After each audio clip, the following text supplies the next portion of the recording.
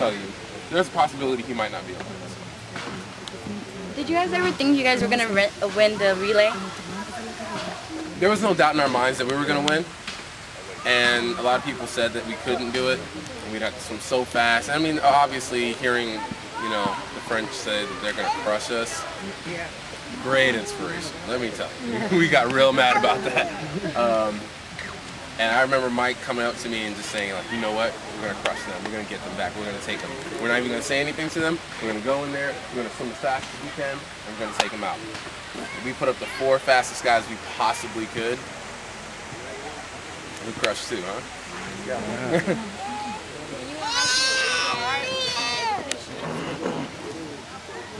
The thing about swimming is the question is, was it hard to balance education with swimming? It is very, very hard. It's very, very hard to do it in any sport. Every sport has their types of demands. I know a lot of people that swim in the morning, go to school, and then swim again. And that's something that I did in college, but in high school I didn't have to do that. I usually had single practices, so I'd go to school and then go to practice, and then that was it. So which kind of made it a little more bearable. But I actually do know a lot of people that are in high school that actually do that double session. So when I got to college, it was a little harder for me to kind of get into that realm of doing both, but it's very, very structured. It gets you really, really time-oriented. How much does St. Benedict's help your swimming career?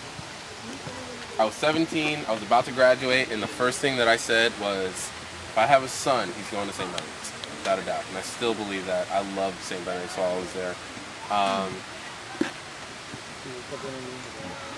I swam for St. Benedict's, and I did do practices there, but it was a joint, and I was able to talk to the headmaster, Father Ed, and we came to the agreement that I would swim at St. Benedict's, but also swim at my club team, so I did both, which was very, very tiring. Most swimmers don't have to do that, but I did both. And St. Benedict's definitely did. They have great coaches there. My coach is still there. He's still coaching. And they definitely helped out. He actually came out to NCAA's when I won the 50 freestyle, so this is pretty big. Jason, yes. Yes. So what are your goals for the 2012 games? Win everything. 2012, I still have quite a few years on the car, so I'm ready to go. I'm really excited about 2012. I definitely want to win the 50. I think that this year I definitely could have medaled if I was able to swim the event at the Olympics, but that's neither here nor there. I want to win the 50 freestyle. I want to win the 100 freestyle, which these are all doable. I think that I can do it. I trained with my new coach for 4 months and was able to get third in the 100. And any other given day, I could have gotten first in the 50. I mean, I was swimming against some of the best guys, and we all nudge each other out. I mean, it's so fast, you never know who's going to win, you know, on any given day. So I think that it's very possible for me to win the 50, win the 100, and be on both relays. So 4 golds. That's what I'm working for. Didn't you? I'm kind of confused. Didn't you set the American record in the prelims in the American prelims? I set it in prelims in the morning, and then when we had the finals, because we have prelims, semi-finals, and then finals. At finals, I actually ended up getting third, and the guy who got first beat my American record. So. I think you're a great role model for the kids. What advice would you give to them, you know, who are aspiring to be like you, just to, you know, achieve what you have achieved? What advice would you give to them? What do I give? My advice to the youth is definitely persistence. I didn't get first place all the time. I wasn't always the guy. I mean, Michael Phelps was a child prodigy. He was winning. He's used to winning.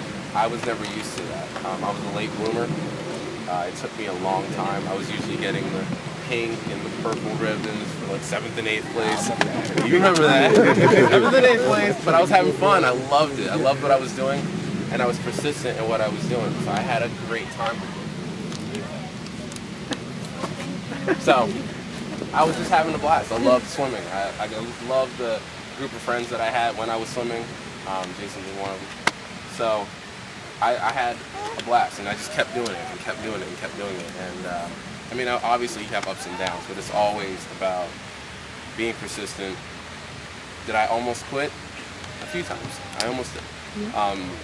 not because I didn't love the sport anymore, just because of certain reasons where I wasn't part of a team that I wanted to be part of, or I wasn't happy in this situation or another. I had to push forward, and that's what I did. So the biggest word is persistence, and this is what they teach you in business, taking very, very small bites of things. I set a goal, I reach the goal. I set the goal again, and just keep going on and on and on. It's just a slow train, but it does come to the station finally. In swimming, is cross-training required at your level or the age group level? Cross-training really does hit. It's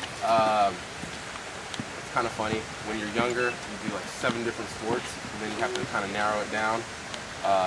It kind of opens up again when you get to college. They do make you run, bike. My knees are terrible since I haven't been used to gravity. I tend to do biking a lot more. But there is a lot of cross-training, definitely. Weights?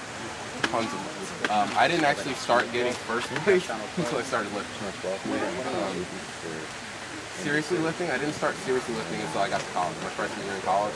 There are things like resistive bands.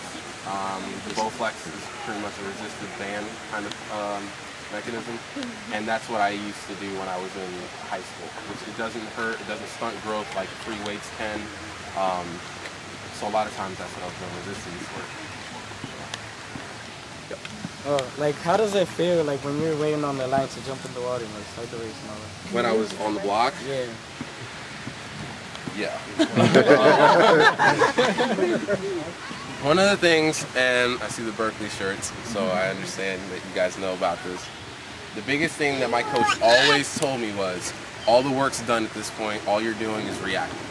This is the fun part. You're racing, this is it.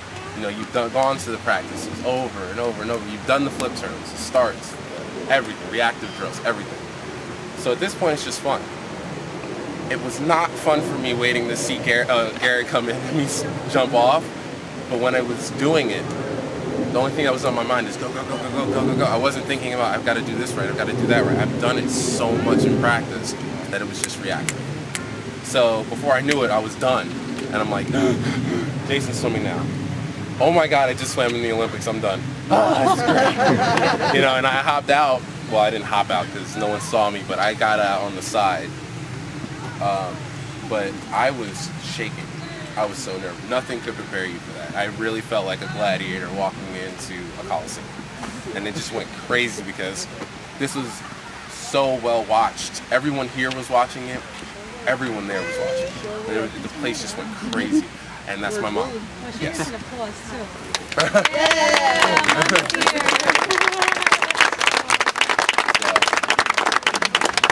Do we have a few more questions before we open it up for autographs? Oh. I heard Michael Phelps, like, when he eats breakfast and lunch, do you eat a consistent variety of things, or you basically eat what you want? A lot of fruits, vegetables? A lot of fruits and vegetables. I've naturally eaten very, very healthy. I grew up on it. My mom is a health nut, and that's kind of what I grew up on. I did have the occasional Popeyes. I love my Popeyes, but for the most part, I never had a problem eating vegetables. String beans, everything, broccoli, I never had a problem with it. And it was just because that's how I was raised eating it. And now at this point, even when we're sitting together with everybody on the team, our parents aren't there, no one's watching us, we still eat vegetables, we still eat fruit, and I mean, we consume so much water, it's not funny. Everyone's like, you're in the water, but you sweat just as bad as anybody else. So I mean, all those things that we've learned just kind of filter into actual, you know, life when we're alone, not being supervised. Does he eat as much as he put on there? No, but